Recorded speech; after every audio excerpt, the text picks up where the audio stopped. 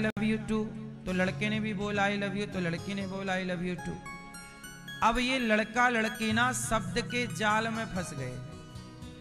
कौन सी जाल में? प्यार करते हैं, तुम बहुत सुंदर हो, तुम्हारे जैसा तो कोई है ही नहीं। ये शब्द जाल है। इन शब्द जालों में कुछ लड़के लड़कियों को फंसा लेते हैं। इसी को लव जिहाद भी कहते हैं। लड़के तारीफ करते हैं लड़कियों की, तुम तो सुंदर हो, तुम्हारी आंखें तो जैसे कोई है ही नहीं, तुम्हारी आंखें बहुत सुंदर, तुम्हारे गाल बहुत सुंदर, तुम बहुत सुंदर, इतना सुंदर तो हमने किसी को देखा ही नहीं।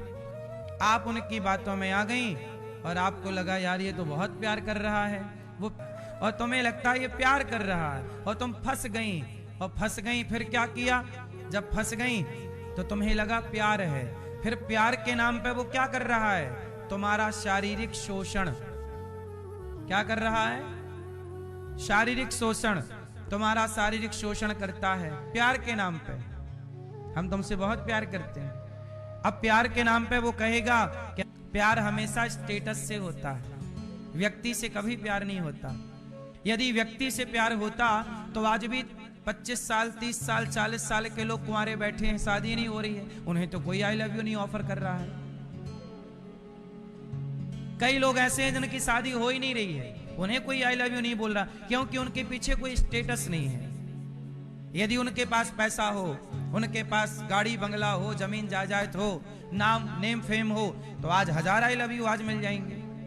जायदाद हो, नाम नेम फेम हो, तो आज 1000 आई लव यू आज मिल जाएंगे।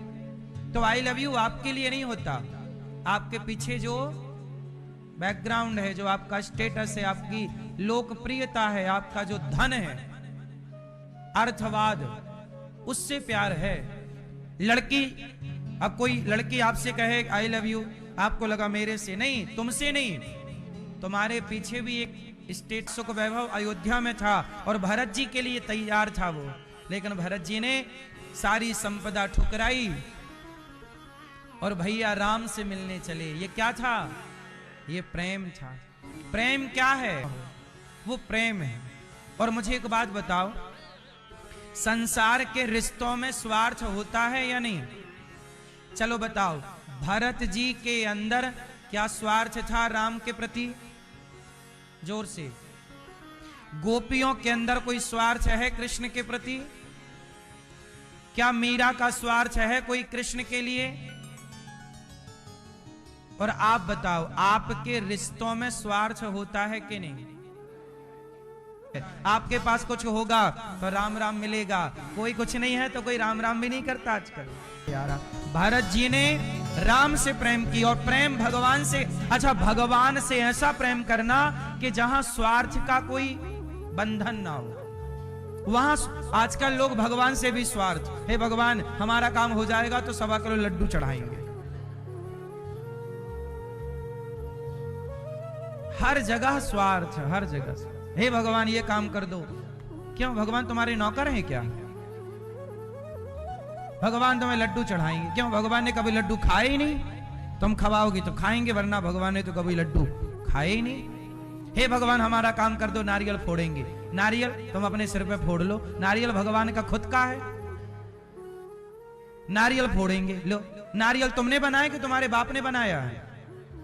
उन्हीं की बनाई संपत्ति, उन्हीं को कह रहे हमारा काम कर दो, पे तुम्हारा बनाया नारियल तुम्हें दे देंगे। वाह, अच्छी होशियारी। तोड़ना उनको, अब देखो फूल तोड़ रहे हैं भगवान के लिए, नहला रहे हैं, पूजा कर रहे हैं, आरती उतार रहे हैं। सुंदर कांड का पाठ सुनाता था हनुमान जी को, पूरा सुंदर कांड आधा घंटा लगता था, पूरा सुनाता था। कोई नहीं था, हनुमान जी थे और हम थे।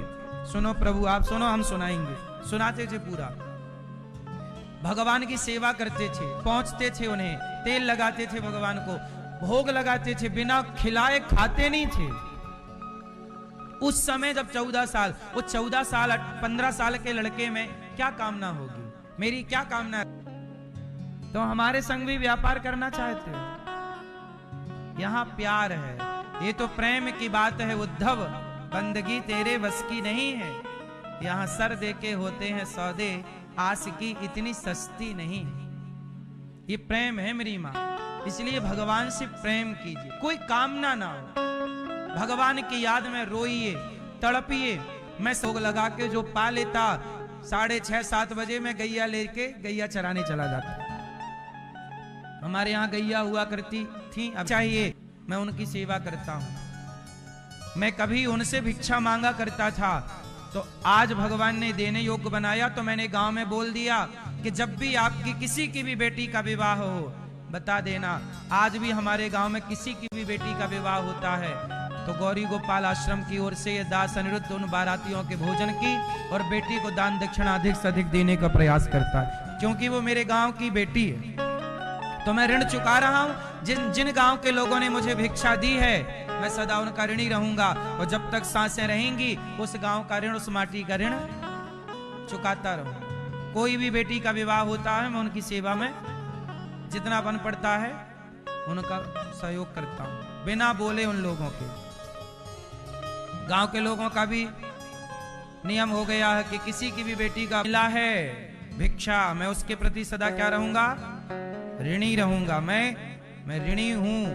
मैं उन लड़कों की तरह नहीं हूं कि माँ बाप से मलमूत्र धुलवा लिया, माँ बाप के पैसों से पढ़ लिख लिया और अब माँ बाप को छोड़ दिया। ऐसा नमक हराम नहीं हूं मैं, और आप भी नमक हराम मत होना। ईश्वर का धन्यवाद करते हैं कान्हा, तेरा हर पल शुक्रिया, खुशियाँ जो दी हैं उसका भी शुक्रिया।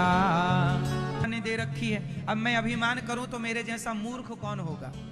आपको भी कुछ दिया होगा, तो आपको ईश्वर ने इस योग्य बनाया कि आप किसी को 2 रोटी दे सकते हैं, है ना। इस गाय के बच्चा, जब गाय पार लगती है तो गाय की पूंछ पकड़ लो, आप भी पार लग जाओगे।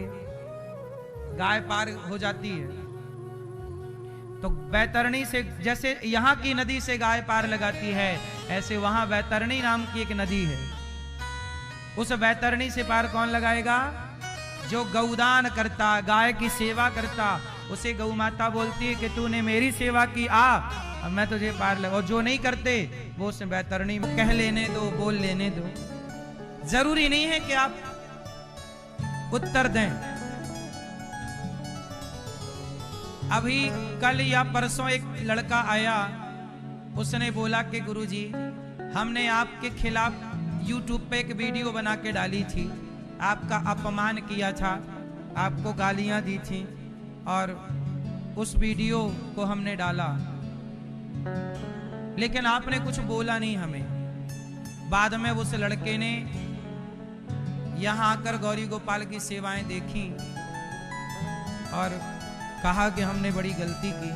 उन्होंने फिर सॉरी कहा। हमने कहा कोई बात नहीं बेटा, तुमने जब गालियां दी हमें तब भी हमें कोई फर्क नहीं पड़ा, आज तुम सॉरी कह रहे हो तब भी हमें कोई फर्क नहीं है, क्षमा है, हम कोई नाराज नहीं है।